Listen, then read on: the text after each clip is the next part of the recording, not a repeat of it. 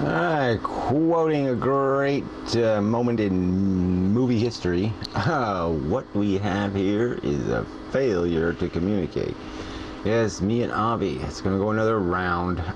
I did a 44-minute video response and I reasonably said, no, that's just too much. So I won't play his video and try to respond to it bit by bit because the bits are too incomprehensible anyway. He doesn't say anything. I think pain is real, but I don't think it's really real. It's only half real. I mean, it's only real to parts of your body, but it's not real to the real thinking part of your body, or I don't know what the fuck he's saying. It's nonsense. Perspective, evaluation, definition, description, words. We use words to convey ideas and understanding. And so yeah, there are fucktards who will say, oh yeah, well the theory of evolution is just a theory, and they'll leave out the part that, yeah, well, it's also a theory supported by the preponderance of the evidence, like mountains and mountains of evidence. They'll just leave that part out of that sentence. And Avi's just playing the same game. He wants to avoid the reality that suffering matters, that we are obligated, that there's a rational and logical imperative, a requirement, an obligation to this thing called life. And it's that fucking simple. I don't even know if it's that simple, but it's pretty close to that simple. He's just playing a game. Alright, so here's a painting. Now, subjectively, okay, we could argue about whether this is beautiful, whether it's pleasing to look at, whether it's enjoyable.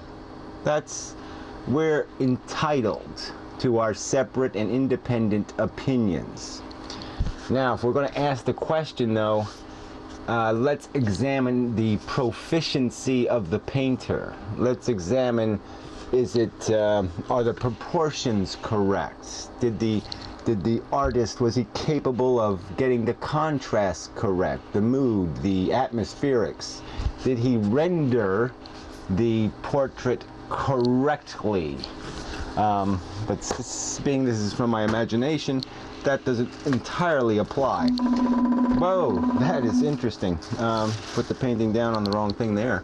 But anyway, so it's a different question.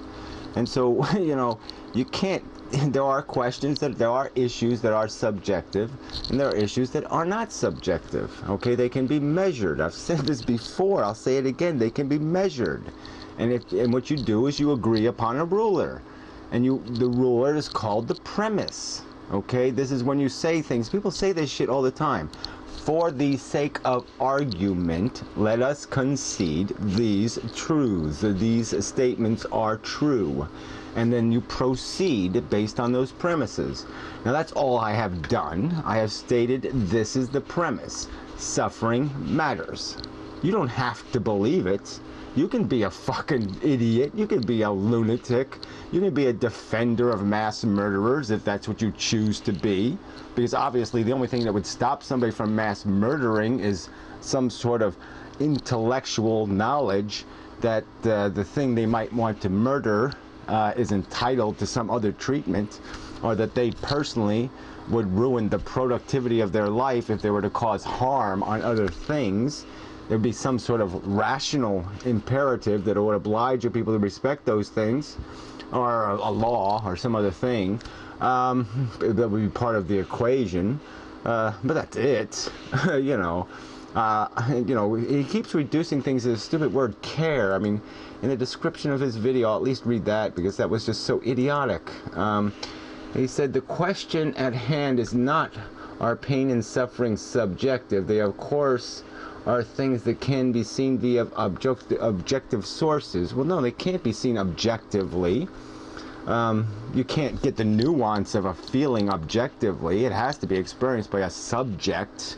Okay, and no object can see the pain.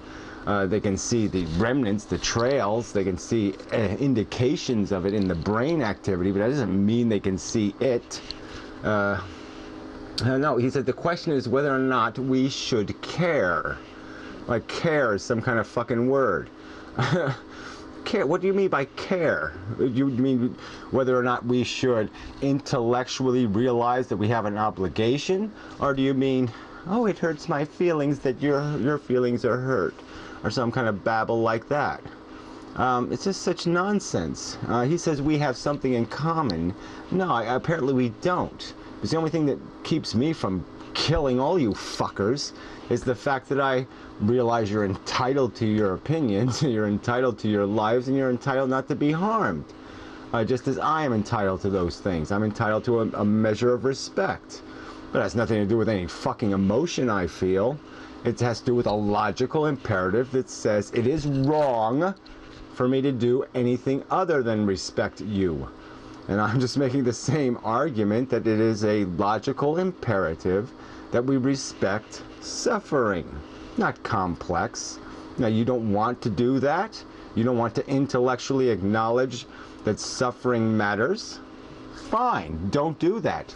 And as I've stated, then I have nothing to discuss with you. You are, in my opinion, as sane as any crazy motherfucker that's ever existed, okay? You have exactly the sickness, the mental disease, the brokenness that allowed Ted Bundy to do what he did, and allowed Gacy to do what he did, allowed Dahmer to do what he did.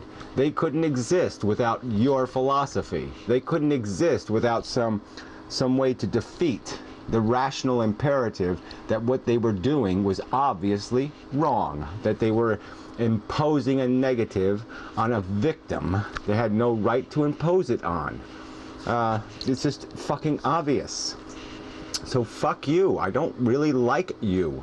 Okay, your philosophy is crap. It is more evil than the worst Christian fanatic, the worst Muslim lunatic. At least has the ethic of understanding his obligation to some other creatures and people.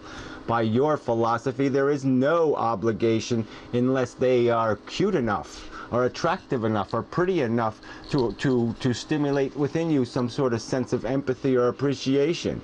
But you have no innate respect projected through your intelligence. So what fucking good would you be? You would be you're a pariah, a piece of shit. You are essentially arguing, if there are no witnesses, let's say there's a universe. In one universe, I paint with paint, okay? And I make little paintings, and that's what I do. I paint with paint and make paintings.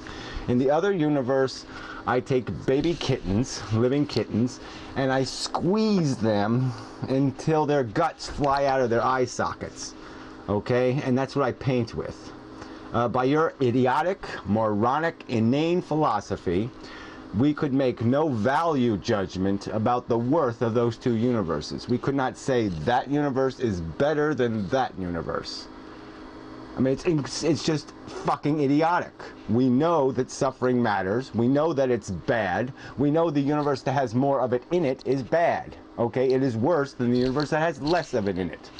I mean, it's goddamn motherfucking obvious. I mean, if I deliberately, well, there's a million thought experiments we could do. We could just say, well, you know, if you had to have chemotherapy and the treatment was identical, okay, and you know, the cure rate was identical, everything was identical, except one took 10 years and one took 10 minutes of suffering.